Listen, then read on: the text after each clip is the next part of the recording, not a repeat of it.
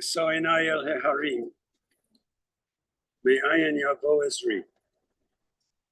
Ezri me'im Adonai oseh shamayim va'aretz. Al yatin lamot raglecha al yanum shomrecha. Renee lo yanum velo yishan shomer Yisrael Adonai shomrecha.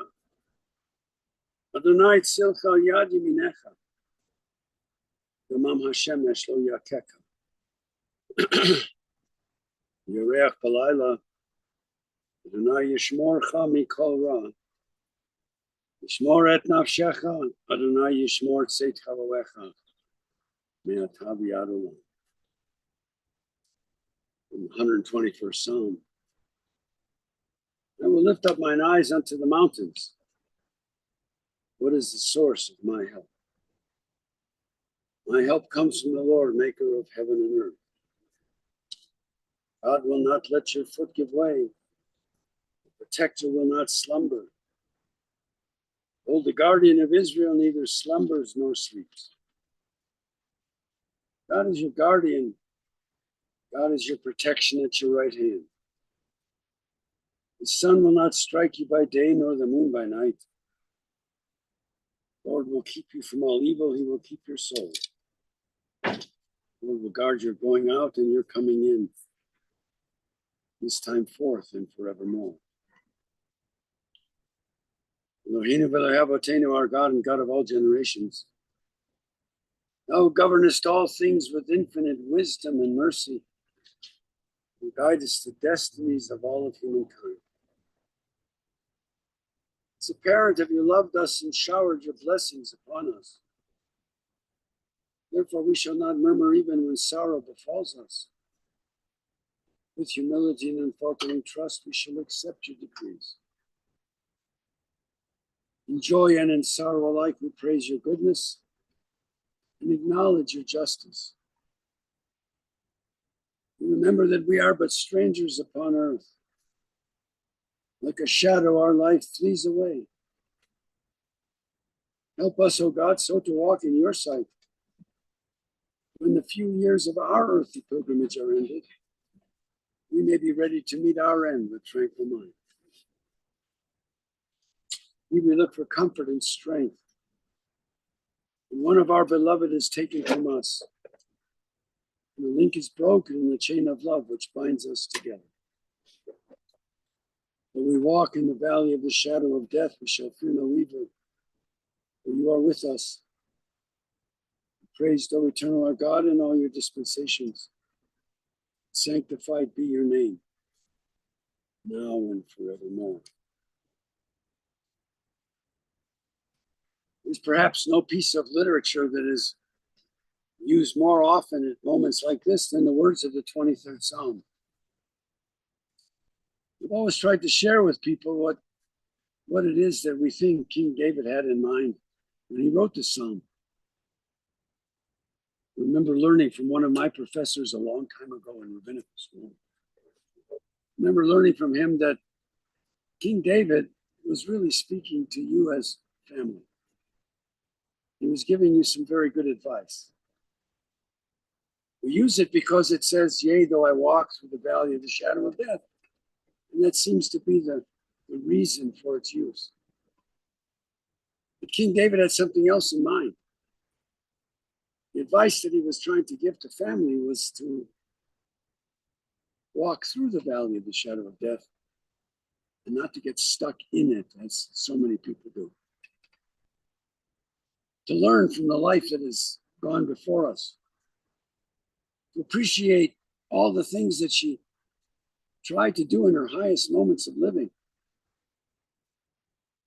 And to hope and pray, as most of us do, that whatever it is that we did will be passed on from one generation to the next. And that's our task. Not to get stuck there in mourning and grief, although it's appropriate to do that as well. But it is to move through it. So I'm going to read the psalm in Hebrew, and those of you who know it or want to follow it with me, please read in English. Adonai roi lo exo, mino desha yarbitzeni al me menuchotin alein. Nafshi shovev yancheni b'magleit tzedek leman shemo. Gam ki elech b'geit samavet. Lo yira ra ki ata imadi. Shivtecha u'mishantecha hema yenachani. Ta'aroch lefanai. Shulchan neged sorarai. Shanta v'shemen roshi kosi ravaya. Ach tov v'chesed yirdafuni kol yemei chayai. Shabti v'veit Adonai. Orech yamim.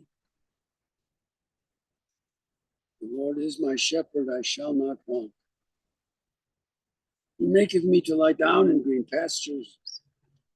He leadeth me beside the still waters. He restoreth my soul. He guideth me in straight paths for his name's sake. Yea, though I walk through the valley of the shadow of death, I will fear no evil, for thou art with me.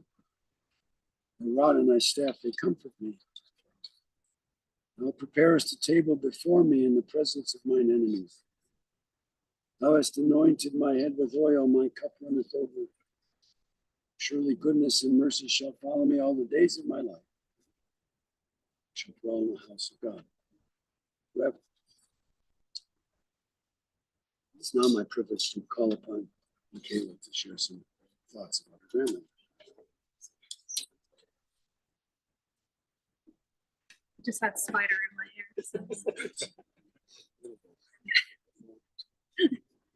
Maybe it was grandma. I am going to crack a couple jokes, and it's not because I'm not sad, but my grandma had the best sense of humor, so just bear with me. Sorry. So, can you hear me okay? Yeah. Okay. As I've become a parent, I've realized that every grandparent has their own unique role in a grandkid's life. Some are the fun ones that you go on vacations with. Some are the strong ones who teach you to be tough and independent. Some love you from a distance in other locations. But you always need the one who is willing to do the hard stuff. The one who takes care of you when you're sick, picks you up when you're sad, cooks you meals, gets you dressed in the morning, all those little things that mean so much. That's how I'll remember my grandma. Yes, she took us on fun trips and danced her heart out at bar and bat mitzvahs, but what I'll remember the most are the times I was sick at her house and she stayed up with me listening to opera and rubbing my back, helping me to feel better. Or the times where I was feeling down and she'd give me pudding with milk on top and sit with me in the kitchen just talking. Or her amazing rhubarb that would instantly change your mood. Or her stack of VCR Disney movies that I probably watched a million times each with her. It's the role that's not always noticed or fun, but in my opinion, it's the most important, and I wanted her to know that that was noticed. She was the perfect example of what it meant to love and take care of those she loved. She had a calming energy about her with a hidden sarcastic sense of humor. My favorite thing to do, especially towards the end, was to make her laugh. The roles reversed, and it was our turn to pick her up when she was feeling down. And I hope she left this world knowing that was my way of showing her she was loved and appreciated, especially when I always tried to convince her to spike her drinks a little at family events to make her have a little fun. We will miss you, Grandma, but we're happy you get to be with Grandpa now. We are so thankful and lucky that you got to meet 6 of your great grandchildren and that your name will live on, this is going to get me, with my daughter, Tatum Renee. I'll try to raise her to be the woman that you will be remembered by. Nurturing, caring, smart, independent, and a little sassy. Thank you for loving us all unbiasedly and unconditionally. We will love you forever.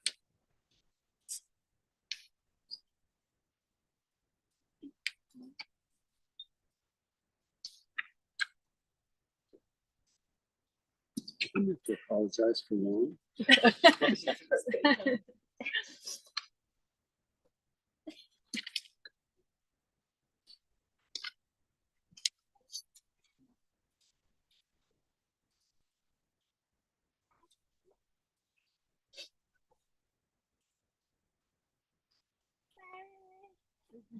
Poet has written,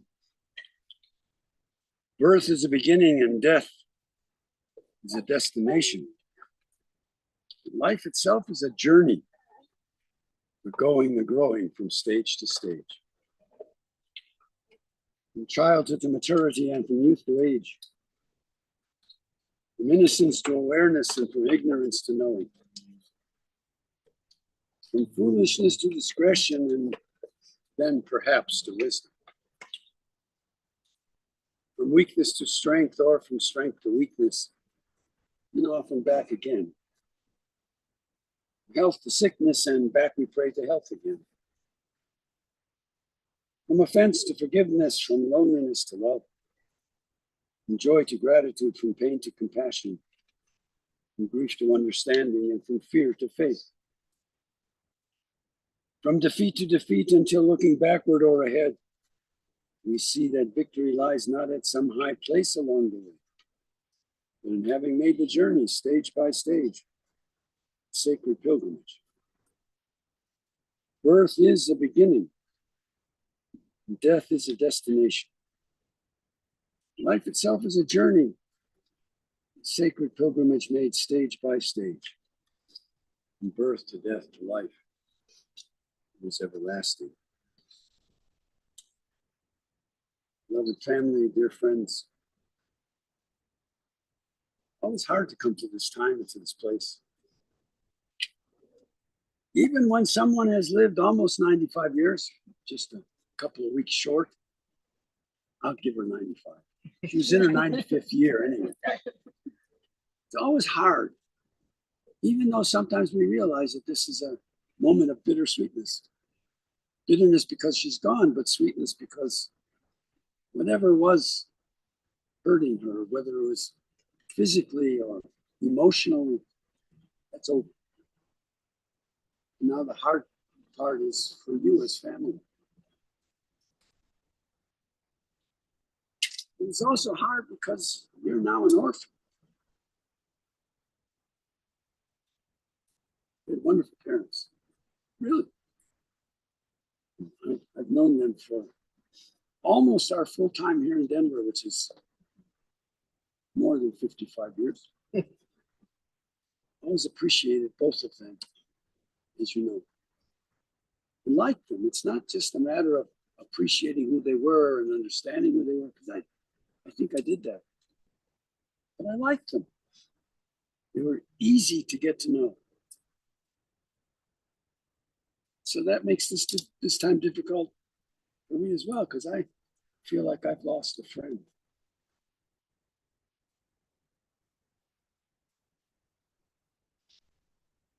This moment can remind us of how sacred life really is. This is not a surprise to you. And yes, you probably do feel some relief that finally her life has gently come to an end. And she didn't have to even suffer at the end. Probably didn't understand what was happening anyway. While this is a constant reminder about how sacred life really is, grief teaches us how to live. Sometimes we don't learn until moments like this what it is that our loved ones can teach us.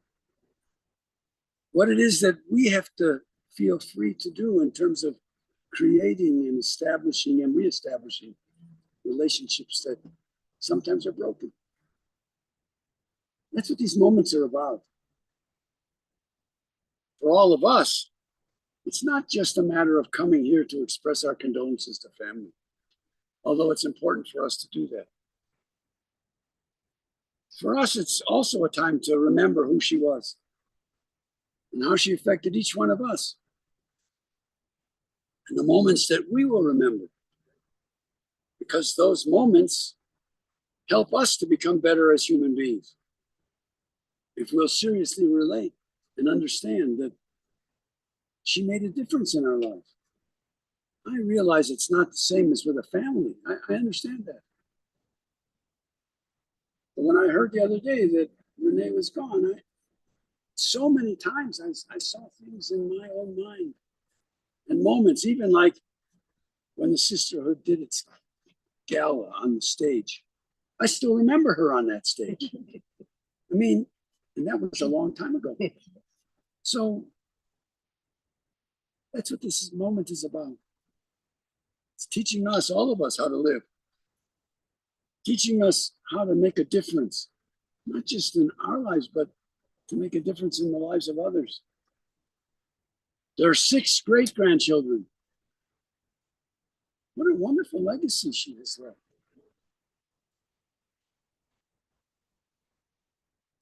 Let me share a poem with you. It's very brief, but I think it captures what this time is about. There are stars up above so far away we only see their light long, long after the star itself is gone. And so it is with the people that we love. Their memories keep shining ever brightly, though their time with us is done. But the stars that light up the darkest night, these are the lights that guide us. As we live our days, these are the ways we remember. It's not just the stars, it's the memories.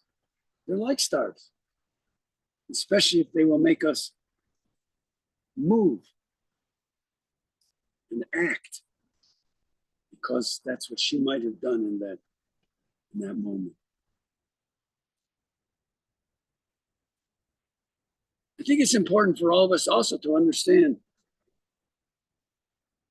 we do what we do in life because of who we are, not the other way around.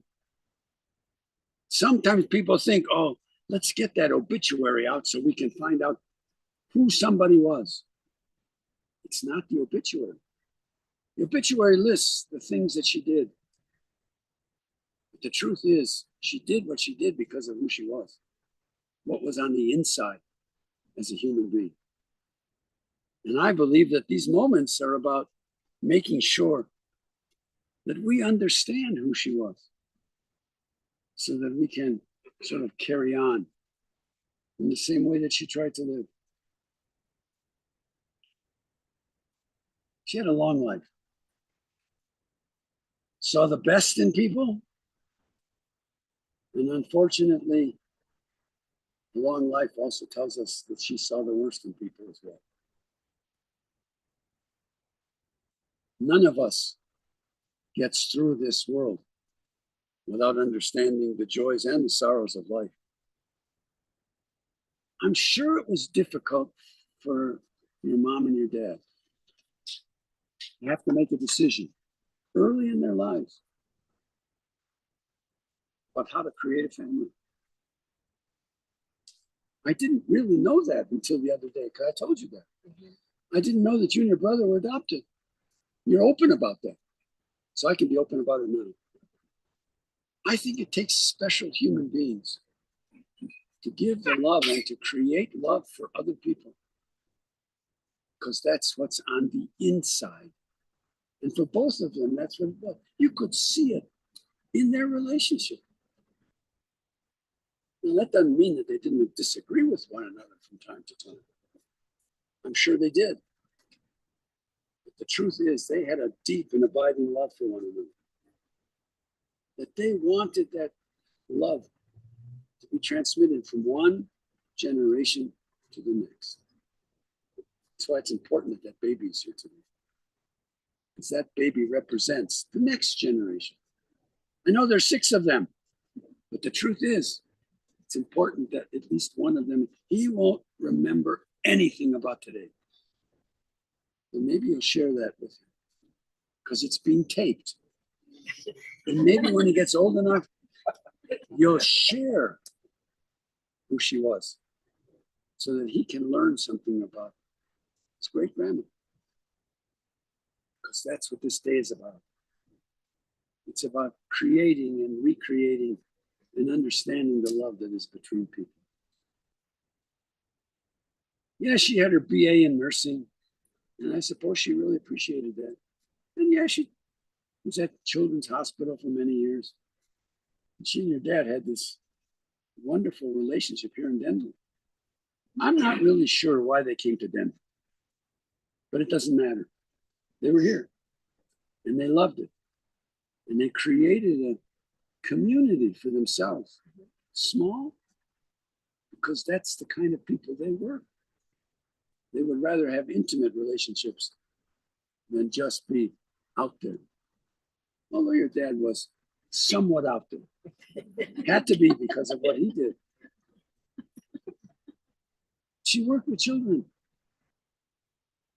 That was her primary role in life, to be a caregiver.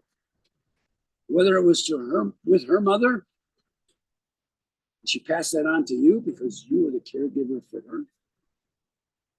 Through good and bad. Your mother, I know, could be difficult. For her, being an only child. But it didn't make any difference. Because for her, it was making sure that she was the caregiver in her mother's life. As a partner to your dad. And she was. Devoted partner. I suppose that they did all the things that they did in great measure, because those were the things that your dad led them to. But the truth was, she could have rebelled, but that wasn't the kind of person she was. She was a person who had to be present. She was a person who had to be that caregiver. She was that person who had to suffer the joys and the sorrows of life. The vicissitudes. Your brother's death was not easy for her, because as an adoptive mother, she put a lot of time and effort and love and devotion into both of you. So it was hard. But she was an accepting person. That was the inside of her. She understood what was happening in her life. She was loyal to this community. And when I say that, I think about those early years when I was here. Because she and your dad were part of Temple Micah at the time. And from Rabbi Stone, blessed memory point of view, they were the competition. And that was the truth. It was a different place. And then they came and found their home at Temple for many, many years and got involved. It wasn't just that they were there. They got involved and they came often. She was a person who had a great sense of humor. She was shy, but on the other hand, she knew how to create a loving community. She had bridge as a game. Sometimes we think, well, people who play bridge, they do it because of the intellectual part. I would think your mom did it because of the partners that she created and the friendships across the table. and their willingness to discuss intimately who they were. Yes, she loved her Hadassah bowling league. And again, that wasn't so much about her own. I don't know if she's a good or bad bowler. I have no idea. Most of us, whoever bowled in life, were average or less than average. But the truth was, bowling was a way to interact with other people. It was a way of being present for others. She loved travel. She loved being present. For you, your brother, wonderful grandchildren, and great-grandchildren. That was her cause célèbre in life. She loved having dinners at home, where your friends were openly accepted there. As an only child, she wanted to extend her own family. So she became friends with your kids, your friends. She kept track of family events, her family. She overcame so many vicissitudes to be a kind and warm and loving person.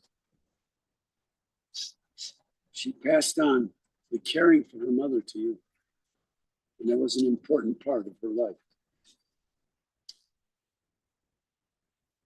She always had a strong Jewish identification. And whether or not she came to temple every Friday night, they came often. But whether she came every Friday night and it was the religious thing to do is not important. What was important, she had a community. It was always important. And she served both Temple Micah and Temple Many through the sisterhood. She was involved. She was a kind and loving soul. And that's what made her the kind of person she was. And that's what helped her to be the kind of person who gave to others.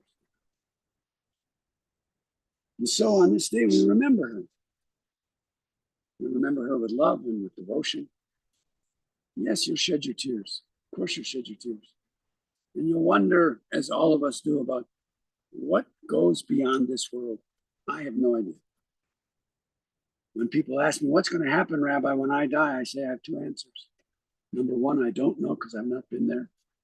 And number two, and the older I get, the more I understand, and I'm not anxious to find out. And I think she was sort of that way as well. She was going to be accepting of whatever it was that happened in life. So you'll grieve for her and you'll wonder, as she did, about what lies ahead. You'll remember who she was in your lives, all of us.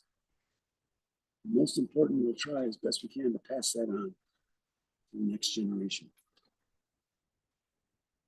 Perhaps these words from the poet will be helpful.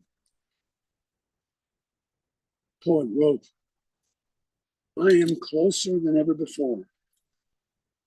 As the morning sun rises throughout the busy day, I am with you. Until the setting sun disappears on the horizon and we watch the day turn into night, I'm here. You may feel the faint breeze stir around your head while you slumber as I gently kiss your forehead goodnight. The stars that shine so brightly in my heavenly sky, help me watch over you and keep you from harm. I'm the wind in the trees and the song of a bird. I am moonbeams in a midnight sky and a glorious rainbow after the storm. I am morning dew and freshly fallen snow. I'm a butterfly flying overhead and a puppy happily at play. I'm a smile on a stranger's face, a gentle touch, a warm embrace.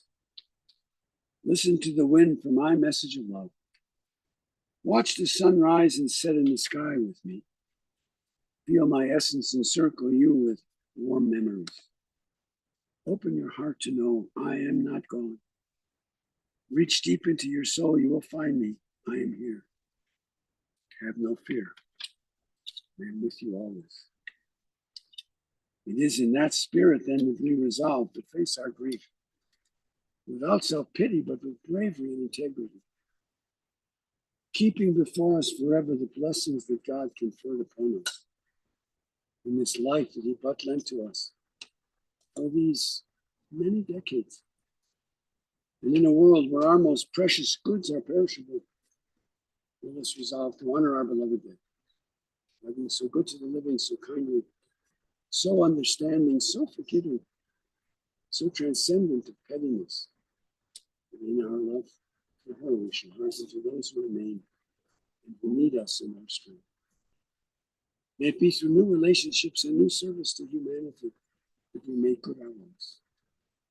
And in the beauty of our own lives, erect the noblest monument to our mourning. Thus, the beauty of her life shall ever abide among us all. It's a living. Adonai Natan, Adonai Lakach. Yehi Shem Adonai Mevarach Ve'atav Yad Olam. God is good. God is taken away. Praise be the name of God, now and forevermore. Let us all say together.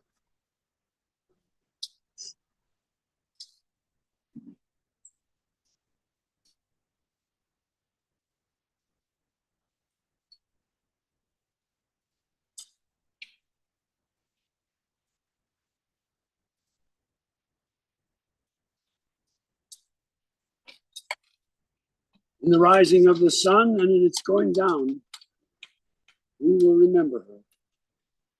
In the blowing of the wind and in the chill of winter, we will remember her. In the opening of buds and in the rebirth of spring, we will remember her.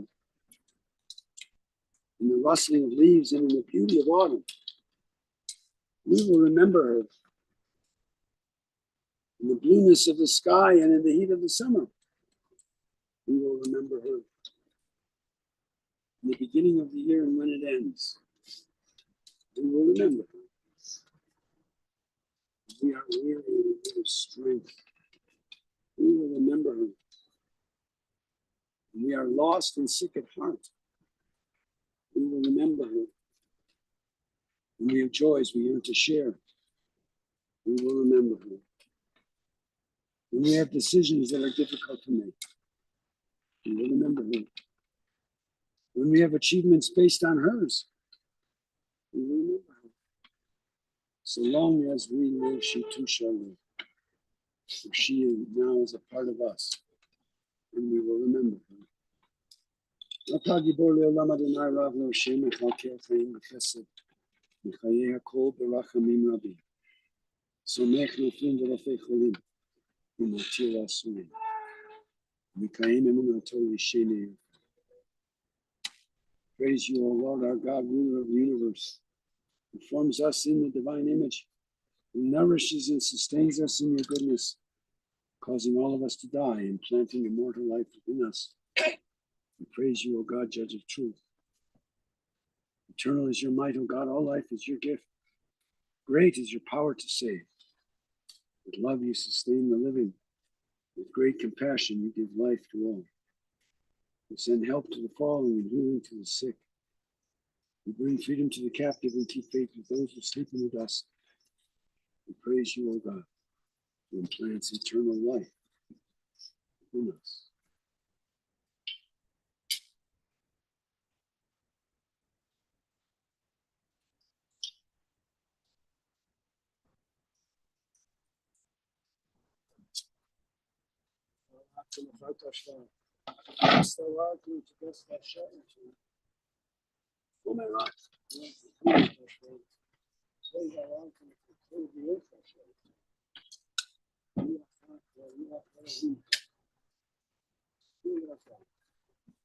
Spirit of God will commit your soul to stay.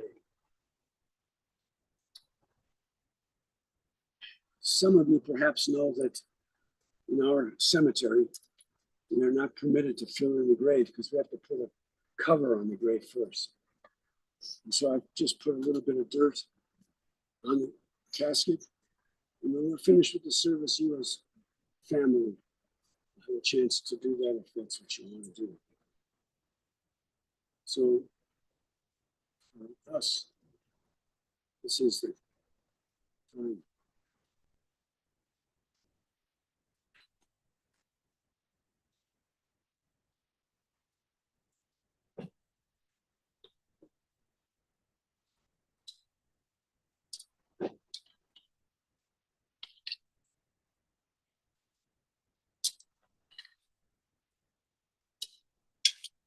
Dust returns to the earth as it was.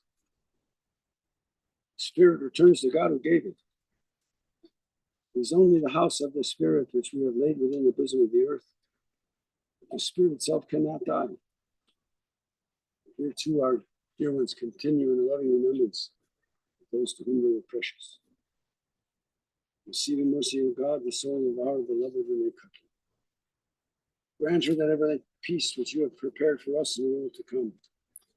Though no human eye has seen, nor ear has heard, nor mind has compassed it, still it is our sure inheritance and our everlasting portion, now and forevermore.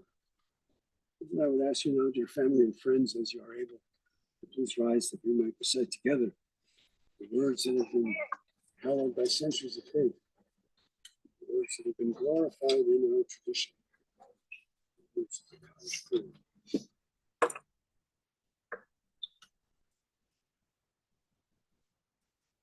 Yitkadal v'yitkadash shemirav. Alma b'vrach yerutei. Amrich malchutei. Hayifon v'yomechon v'fayeh b'fo beit Yisrael.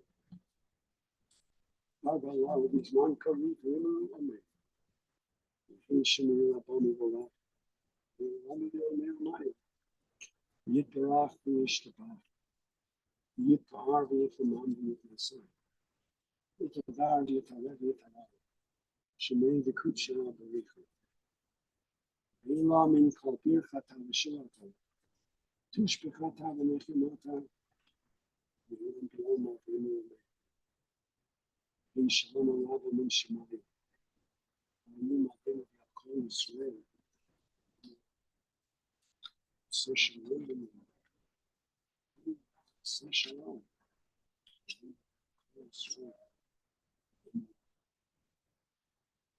יום הרחמים שלחים ועמלים. מצא מנוחה לכל תחת כנפי השכינה. אם קדושים טהורים כזוהר הרקים הזהים. נשמת יקירנו שהלכה לעולם. בעל הרחמים. הסתרע בסתר כנפיו ועולמים. ויצרור בצרור החיים אל נשמתה. אדוני הוא נחמתה ותנוח בשלום. על משכבה ונאמר אמן. O God, full of compassion, eternal spirit of the universe, we had perfect rest in your sheltering presence.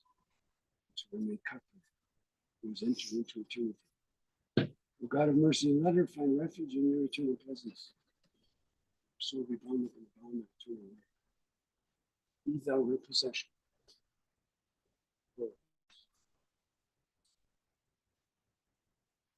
Part of them we now remember has been called unto the peace of life eternal. She shall still live on earth in the acts of goodness she has performed. Hearts of those will ever cherish her memory. Pray that the beauty of her life abide among us all as living. Source of peace. Send peace unto all of them. May God comfort all who believe in us and Israel. Nations and families. So I say together. May you wait for peace of Adonai. Bring the way for God has called you. Lech Adonai Yerimach. Bring the way in the darkness. After financial success, righteousness go before you. God receive you. So I say together. Let's conclude.